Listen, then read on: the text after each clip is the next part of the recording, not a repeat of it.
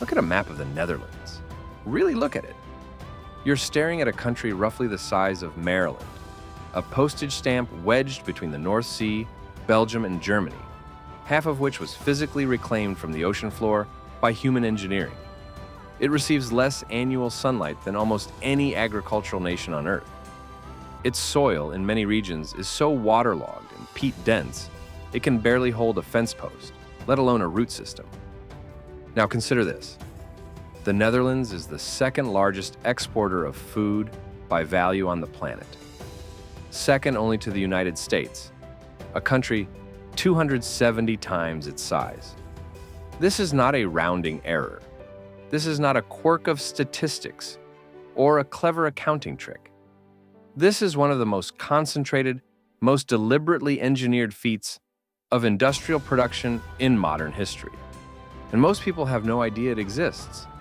What made this possible does not look like farming. At night, flying over the province of South Holland, you see what appears to be a vast, sprawling semiconductor district. Enormous structures stretching for kilometers, blazing with an eerie sodium-orange glow through the perpetual gray mist rolling in off the North Sea. The light doesn't flicker, it doesn't pulse. It burns with the cold, industrial certainty of a data center. Except inside those glowing shells, tomatoes are growing, peppers, lettuce, roses, cucumbers, billions of them, produced at a scale and density that defies every intuition you have about what a plant needs to survive. This is the Westland region. And understanding what happens inside these structures requires you to abandon almost everything you think you know about agriculture. The transformation began not with technology, but with catastrophe. After World War II, the Netherlands faced a grim arithmetic, a damaged, disrupted food system, a recovering population, and almost no room to expand. The Dutch government made a decision, deliberate, unsentimental, almost cold in its clarity. They would not simply rebuild farming, they would engineer it from first principles. The directive that emerged from that era was stark enough to sound like something from a military briefing. Produce more food using less land with absolute control over every variable. The institution that drove this mandate was Wageningen University, situated in the eastern Netherlands. And over the following decades, it became something genuinely unusual. A research engine that treated the biological act of growing food with the same systemic rigor a physicist applies to a laboratory experiment. Wageningen researchers did not ask how to work better with nature. They asked how to construct a system in which nature's inconveniences, drought, frost, pest, disease, cloud cover, simply ceased to matter. The philosophy that emerged from those labs was not environmentalism. It was domination through precision climate automation. The glass structures that now define the Westland region were the physical manifestation of that philosophy. Greenhouse architecture that began as modest, functional sheds evolved, decade by decade, into cathedral-scale enclosures.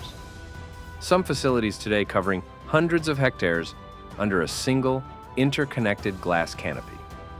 The architecture is extraordinary, not for its beauty, but for its ruthlessness.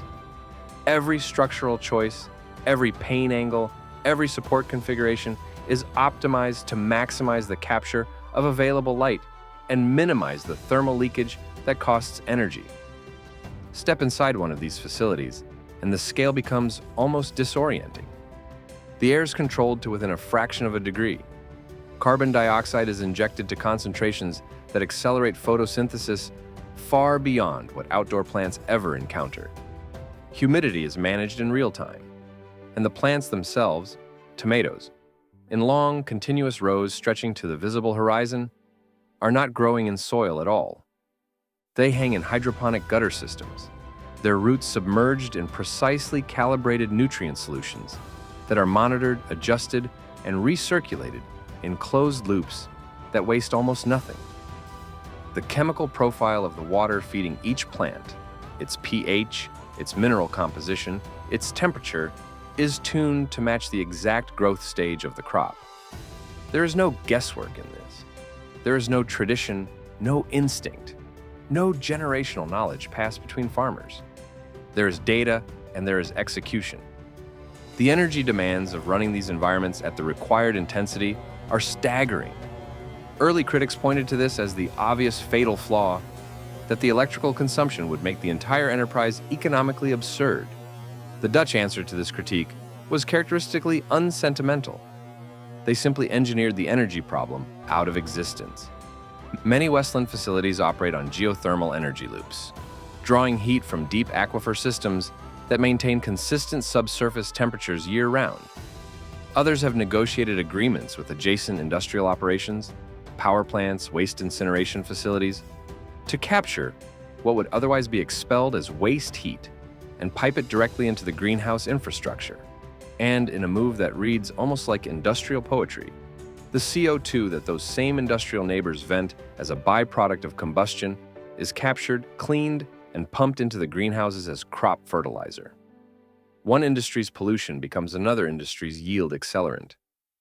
The result is an energy profile that is, by conventional agricultural standards, startling in its efficiency. And efficiency here is not a virtue, it is a survival mechanism. The critical metric inside these facilities is yield density, the mass of sellable product extracted from each square meter per unit of time. Maximizing that number requires obsessive attention to light. Grow lights in these facilities are not the kind you'd hang over a windowsill herb garden.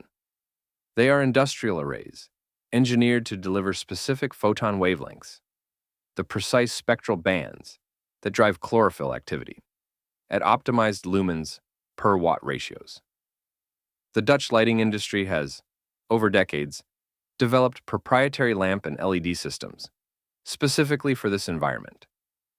Every watt that doesn't contribute to photosynthesis is a watt wasted. Waste is simply not a concept these operations tolerate. But the hardware, impressive as it is not the most interesting layer of what's happening inside these fortresses. In the last decade, the human role in these facilities has undergone a quiet, almost invisible transformation. The workers who once moved through the canopies, pruning, monitoring, hand-pollinating, diagnosing disease, have been progressively displaced by systems that do those jobs faster, more consistently, and at a scale no human team could match. Artificial intelligence canopy mapping is now standard in leading Dutch operations. Camera arrays mounted throughout the facility feed continuous image data into machine learning models that have been trained on millions of annotated crop images. These systems can detect the earliest signatures of disease, nutritional deficiency, or stress responses in individual plants. Changes invisible to the human eye until they've already become costly problems. The AI flags anomalies, it generates alerts, it adjusts environmental parameters in real time, modifying light intensity, temperature, and CO2 concentration in response to what it reads in the canopy. The pollination problem, historically one of the most labor-intensive elements of greenhouse horticulture, has been addressed with an approach that would have seemed speculative a decade ago.